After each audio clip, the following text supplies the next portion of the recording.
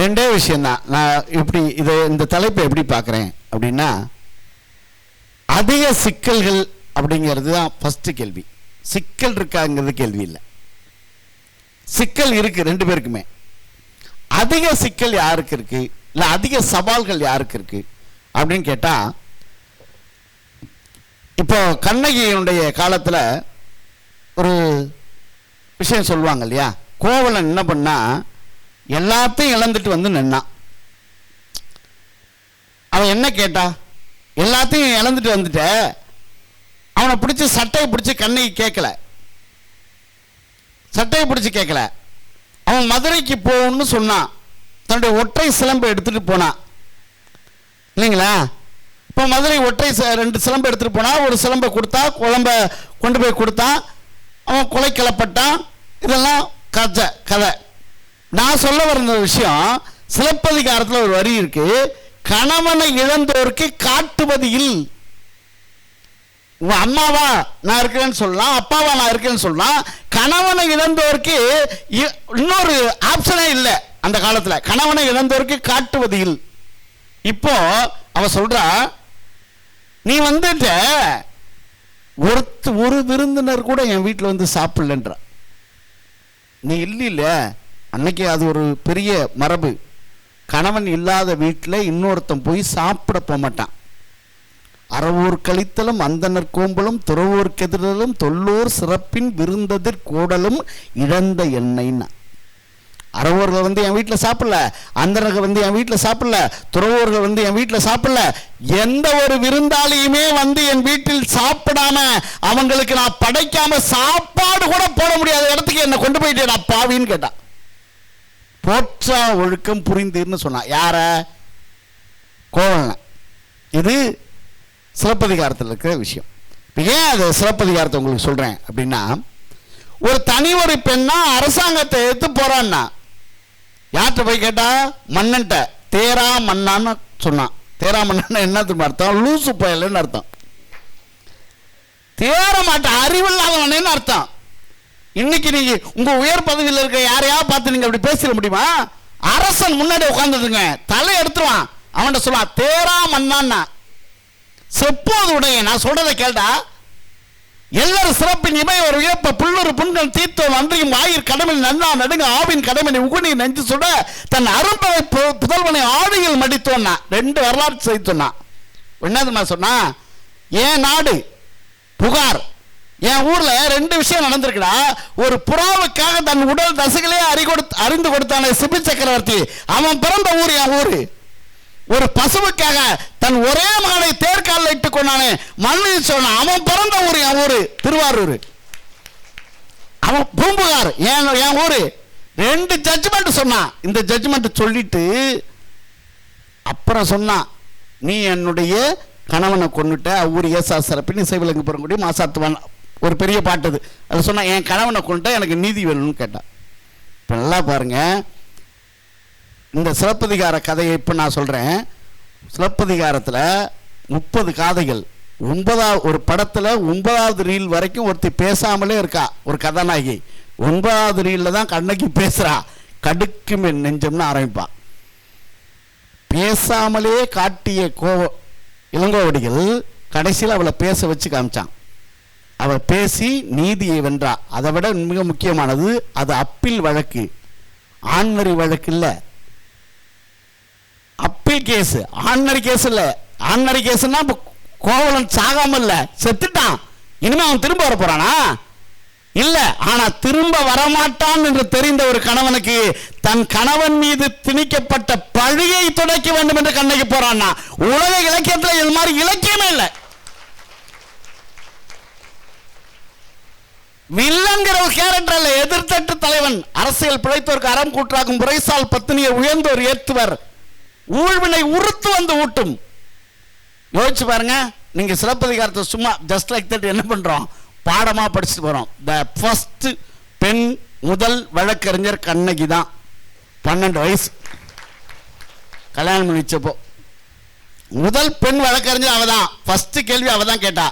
இது அதிகாரத்தை ஏத்து. நல்லா பாருங்க, ராஜாவோட கிரீடம் ஒரு கால் சிலம்பினால் கீழே விழுந்தது. இதுதான் சிலப்பதிகாரம். ஒரு கால் சிலம்பு நினைச்சா ஒரு கிரீடத்தை கீழே இறக்க முடியும். அவன் அங்கேயே மேடையிலே செத்தான், அவன் மனைவி மேடையிலே செத்தா. யானோ அரசன் யான் நோ அரசன், யானோ அரசன் யான் நோ அரசன், யான் ஏ கல்வன், நான் தான் கல்வன் அப்படின்னா உடனே செத்துட்டான். இப்பெல்லாம் அப்படி சாக மாட்டாங்க, அது வேற வச்சா சொல்றேன் நான். அந்த காலத்தில் இப்போ சூட்டுனாலும் வழக்கு, கேஸுனாலும் வழக்கு, அதனால தான் பல வழக்கு சூட் கேஸ்லேயே முடிஞ்சிருது. சூட்டுனால அப்படிதான் ஆயிடுது. இப்போ நான் சொல்ல வந்த விஷயம், இந்த பாரம்பரியம் ஒரு பெண்ணுடைய இருக்கு. யாருக்கு? தமிழ் சமுதாயத்துக்கு இருக்கு. அது எல்லாருக்கும் பொருந்தும். இப்போ இருக்கிற கேள்வி என்ன தெரியுமா? இதோட அவங்க வாழ்க்கை முடிஞ்சிச்சா அப்படின்னு கேட்டா, இல்லை அதில் ஒரு நிறைய பேர் ஒரு பட்டியல் இருக்கு. அந்த பட்டியல்லாம் இருந்தால் ஒவ்வொன்றா வந்து இவங்க வந்திருக்காங்க. இப்போ இவங்களுடைய சிக்கல் என்ன? அதிக சவால்களை கொண்டது அப்படின்னா, ஒரு விதவை பெண்ணு வச்சுங்களேன். அன்னைக்கு கோயம்புத்தூர் சைடில் சொல்லுவாங்களாம், கொல்லம் கொடுத்த கதிர் இருக்கு, கொரநாட்டு பஞ்சு இருக்கு. கொல்லம் கொடுத்த கதிர்னா அந்த நூல் நூக்கிற கருவி, கொரநாட்டு பஞ்சு இருக்கு. 100 பொழைச்சிக்கமா 100 வயசு வரைக்கும் தான் நீ 100 பொழைச்சிக்க. ஆனால் உனக்கு திருமணம் மற்ற விஷயம்லாம் எதுவும் கிடையாது, வச்சு பொழைச்சிக்க, உன் வாழ்க்கை இருக்கு, அவ்வளோதான். ஆனால் இந்த சிக்கலை தாண்டி இந்த சமுதாயத்தை கொண்டு வந்ததில் ஒரு மிகப்பெரிய பங்கு தந்தை பெரியார்ங்கிற ஒரு மனிதருக்கு இருக்கு. இல்லைன்னு சொல்ல முடியாது சார், நிறைய பேருக்கு இருக்கு. அதில் அவருக்கும் இருக்கு. மோகன் நிறைய பேர் இருக்காங்க. அது பெரிய பட்டியல் சொல்றதுக்கு நேரம் இல்லை. இது எல்லாம் இருக்கு. ஏன் அதை சொல்றேன் அப்படின்னா, பெண் படித்தால் முன்னேறுவாள், சமுதாயத்துக்கு வந்தால் முன்னேறுவா. அவள் கையில் இருக்கிற புத்தகத்தை கொடுத்துட்டு கரண்டியை பிடுங்கடான்னாரு. கரண்டியை பிடுங்கிட்டு புத்தகத்தை கொடு. இப்போ பெண் படித்தா என்ன பிரச்சனை தெரியுமா? இவங்க சொன்ன பிரச்சனை. அவள் கேள்வி கேட்குறா, நான் யாருன்னு கேட்குறா. உனக்கு சமமாக தான் நான் வாழ்வேன்னு சொல்கிறா. உனக்கு சமமாக வாழ்வதில் இந்த ஆண் உலகத்திற்கு ஒரு பெரிய பிரச்சனை இருக்கு. ஒரு பெண்ணை சமமாக எதிர்த்து வந்து நிற்கும் போது இவங்களுக்கு உளவியல் ரீதியாக ஒரு பிரச்சனை இருக்கு. ஒரே ஒரு கதை சொல்லி தீர்ப்பு சொல்லிடுறேன். ஒருத்தன் போய் ஒரு பொண்ணை பார்க்க போனான். என்ன, கல்யாணம் பண்ணிட்டான். அவளை ரொம்ப பிடிச்சிருந்து கல்யாணம் பண்ணிட்டான். அன்னைக்கு இரவு, முதல் இரவு போனான். அந்த வீட்டுக்குள்ள ஒரு வயசான பாட்டி இருந்துச்சு. அம்மா, என் மனைவி இருந்தாங்க, எங்கன்னு கேட்டான். உள்ளவான்னு சொன்னாவ. உள்ள போனான். நான் தான் உன் மனைவின்னா. பதறிட்டான். நீ தான் என் மனைவியா? நான் தான் உன் மனைவி, நான் ஒரு சூனியக்கார கிளவி. அவ சொன்னா, நான் வெளியில வரும்போது நான் உனக்கு இளம்பெண்ணா வேணும்னா இளம்பெண்ணா இருப்பேன், உள்ள வரும்போது நான் கிளவியா தான் இருப்பேன். இல்ல உள்ள வரும்போது நான் இளம்பெண்ணா இருக்கணும்னு நீ நினைச்சுனா வெளியே வரும்போது கிளவியா தான் வருவேன். உனக்கு 2 ஆப்ஷன் தான். ஒன்று, நான் உள்ள இளம்பெண்ணா இருப்பேன், என்ன வெளியே கிளவியா வருவேன். இல்ல வெளியே இளம்பெண்ணா வருவேன், உள்ள கிளவியா தான் இருப்பேன். உன் சாய்ஸ் அப்படின்னா. இப்போ அந்த பெண்ணுகிட்ட இவன் ஒரு பதில் சொன்னான். நான் எப்படி இருக்குன்னு அவ கேட்டா. நீ எப்படி இருக்குன்னு நினைக்கிறியோ அப்படி இருன்னு சொன்னான். நீ எப்படி இருக்குன்னு நினைக்கிறியோ அப்படி இருன்னு சொன்னான். அந்த பெண்ணு என்ன தேர்ந்தெடுப்பா? எந்த ஒரு பெண்ணுமே அழகா இருக்குன்னு தானே விரும்புவா, இளமையா இருக்குன்னு தானே விரும்புவா. நான் இளமையாகவே இருப்பேன். பெண்களுக்கும் அதுதான் ரொம்ப முக்கியம்.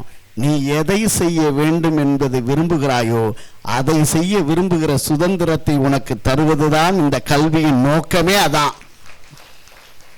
அப்போ அந்த காலத்தில் இருந்த சிக்கல்கள்ங்கிறது என்ன, ஒருத்தங்க வரவே இல்லை, படிக்கவே இல்லை, மோதவே இல்லை, வரவே இல்லைன்னா சிக்கலே அவங்க முன்னாடி வரல, சவால்களே அவங்க முன்னாடி வரல. என்ன செய்தார்களோ அந்த இயல்பில் இருந்து வாழ்ந்தார்கள்.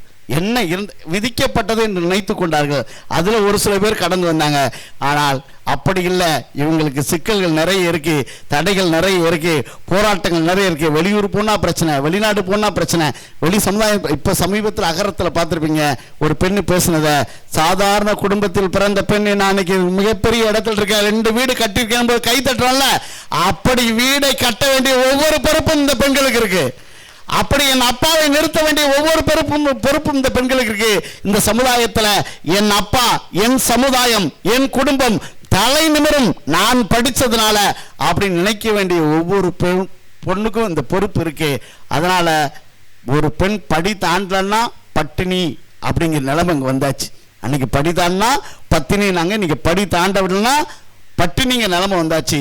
அதனால அதிக சவால்களை எதிர்கொள்வது இந்த கால பெண்களை என்று சொல்லி அற்புதமாக ரசித்து கேட்ட உங்கள் அத்தனை பெரிய திருப்பாளங்களுக்கு நன்றி சொல்லி விடைபெறுகிறேன்.